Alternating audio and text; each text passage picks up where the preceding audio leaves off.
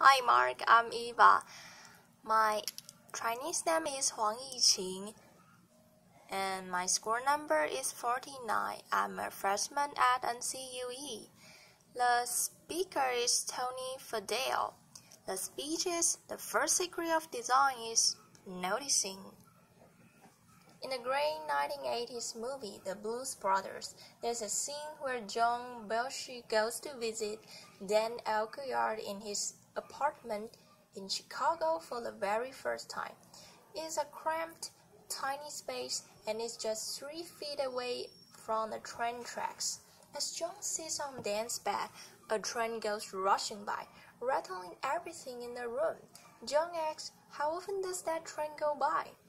Dan replies, "So often you won't even notice it." And then something falls off the wall. We all know what he is talking about. As human beings, we get used to everyday things really fast. As a product designer, it's my job to see those everyday things, to feel them, and try to improve upon them. For example, see this piece of fruit? See this little sticker? That sticker wasn't there when I was a kid, but somewhere as the years passed, someone had the bright idea to put that sticker on the food. Why? So it could be easier for us to check out at the grocery counter. Well, that's great. We can get in and out of the store quickly. But now there's a new problem. When we get home and we are hungry and we see this ripe, juicy piece of fruit on the counter, we just want to pick it up and eat it. Except now, we have to look for this little sticker and dig at it with our nails, damaging the flesh, then rolling up that sticker, you know what I mean, and then trying to pluck it off your fingers. Applause. It's not fun, not at all. But something interesting happened. See, the first time you did it, you probably felt those feelings. You just wanted to eat the piece of fruit. You felt upset. You just wanted to dive in. By the 10th time, you started to become less upset, and you just started peeling the label off. By the 100th time, at least for me, I became numb to it. I simply picked up the piece of fruit, dug at it with my nails, tried to flick it off, and then wondered, was there another sticker? So why is that? Why do we get used to everyday things?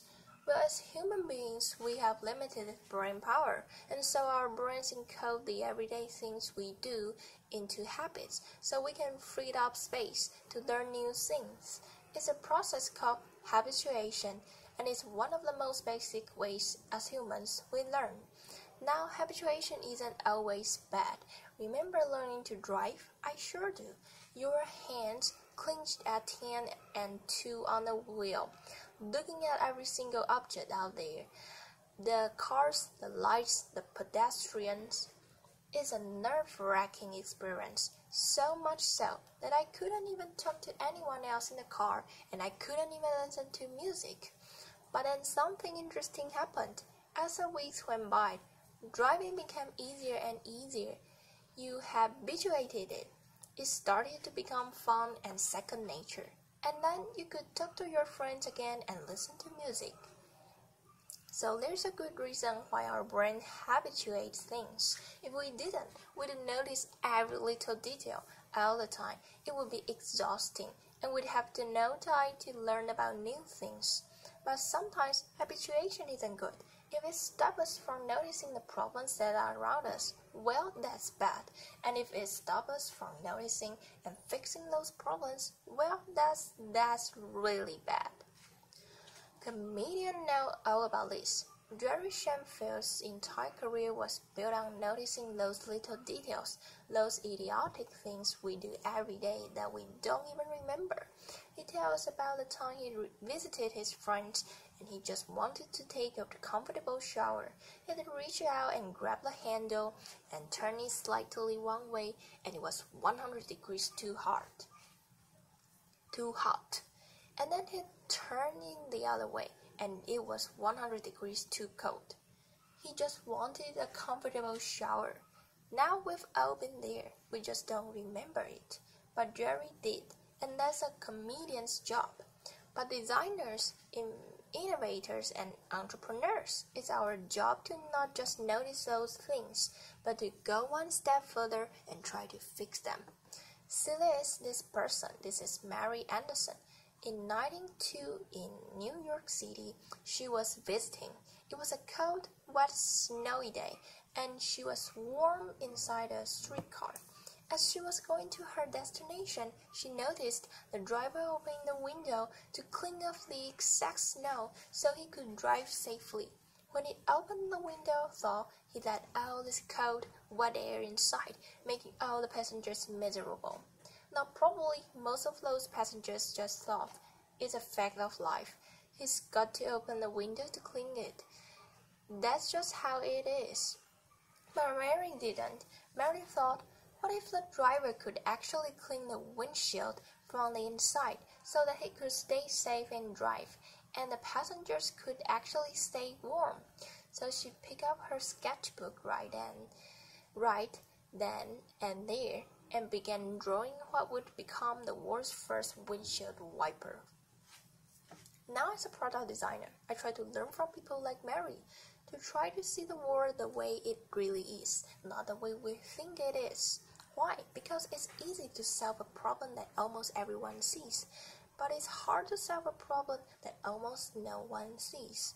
Now, some people think you are born with this ability or you are not, as if Mary Anderson was hardwired at birth to see the world more clearly. That wasn't the case for me. I had to work at it. During my years at Apple, Steve Jobs challenged us to come into work every day to see our products through the eyes of the customer, the new customer, the one that has fears and possible frustrations and hope for exhilaration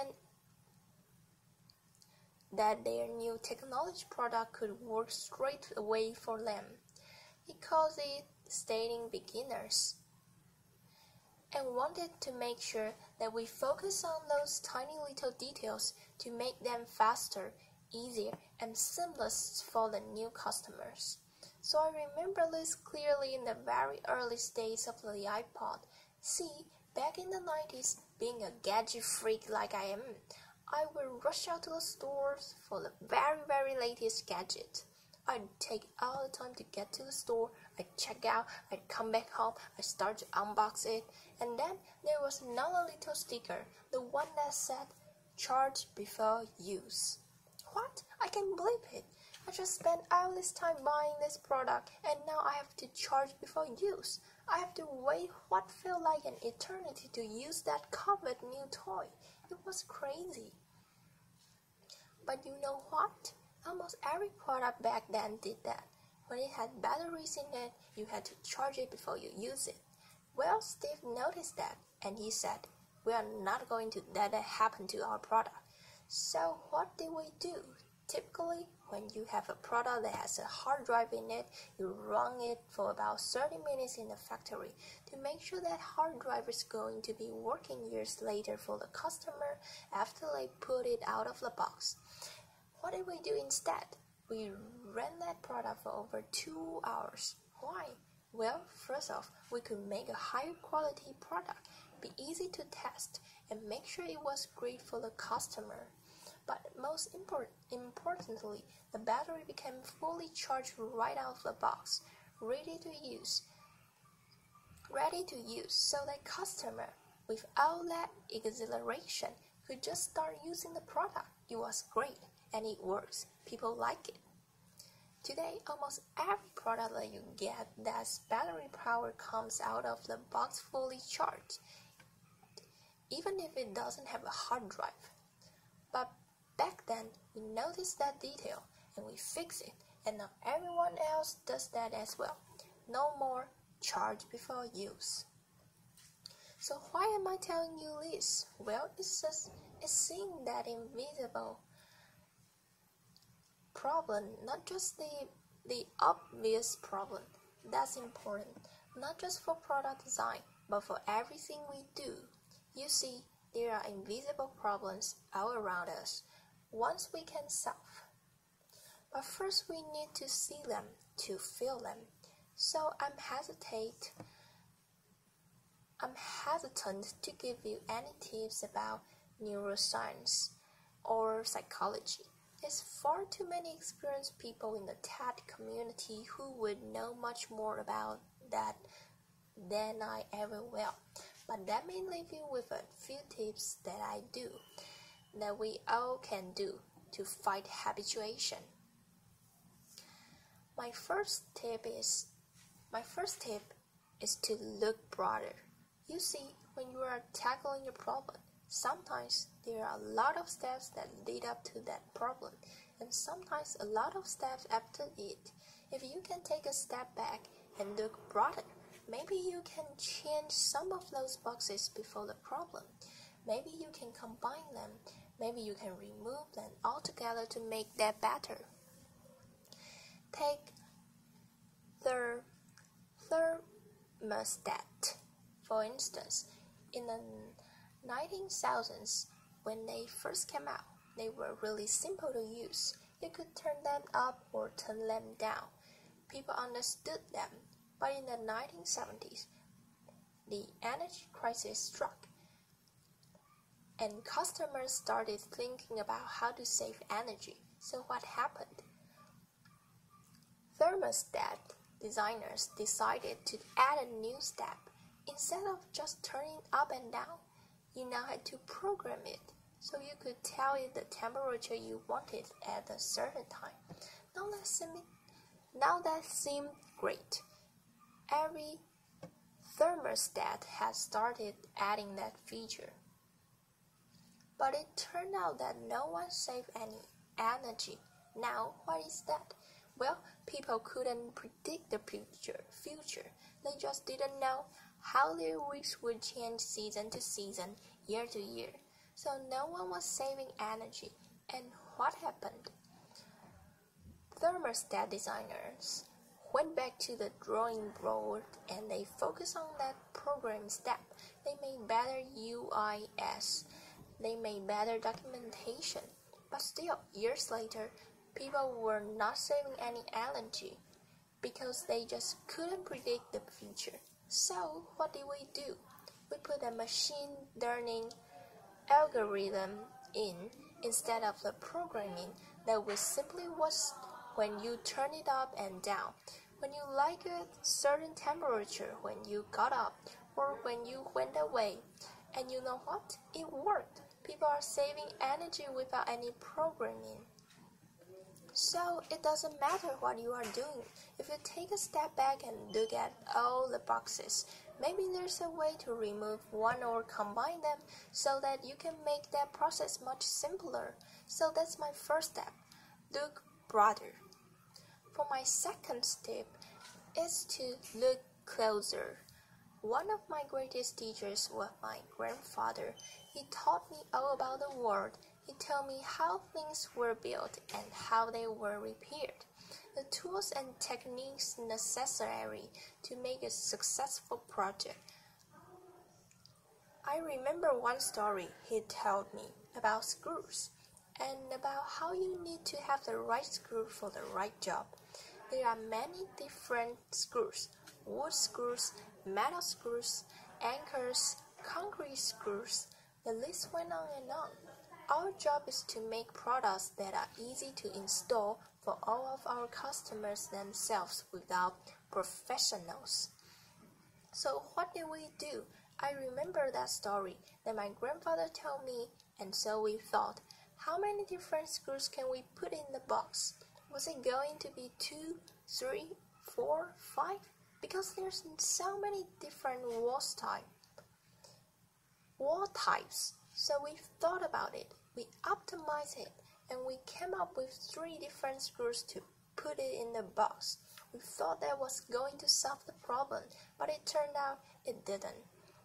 So we shipped the product and people weren't having a great experience. So what did we do?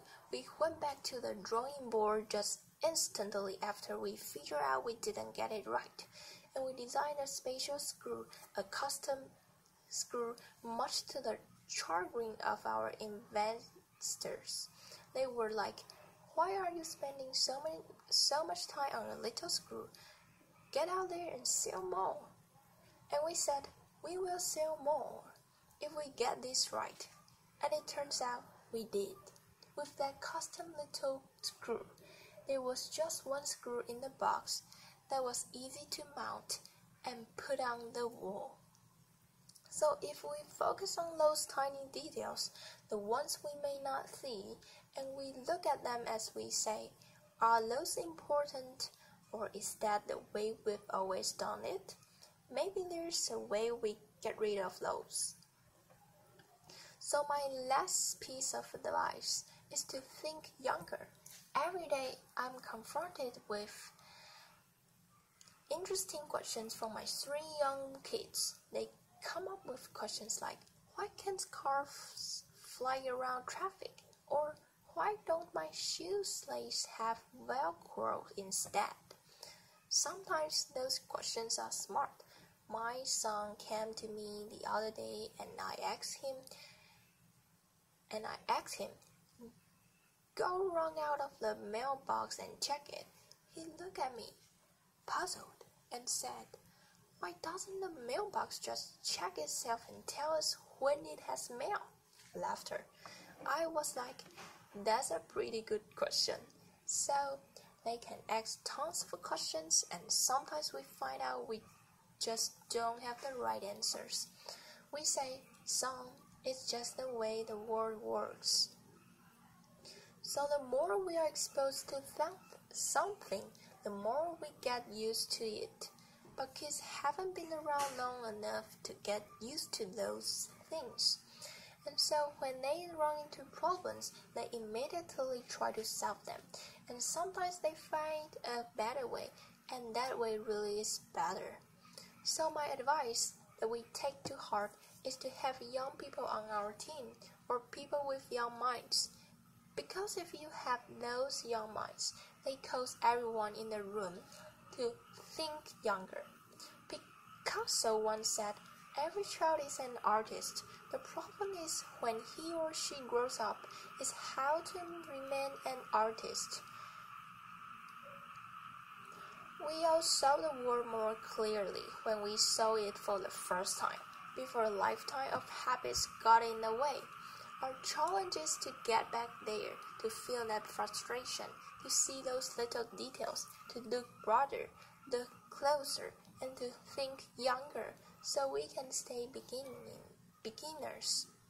It's not easy. It requires pushing back against one of the most basic ways we make sense of the world. But if we do, we could do some pretty amazing things. For me, hopefully, that's better product design. For you, that could mean something else, something powerful. Our challenge is to wake up each day and say, how can I experience the world better? And if we do, maybe, just maybe, we can get rid of these dumb little stickers. Thank you very much. Applause.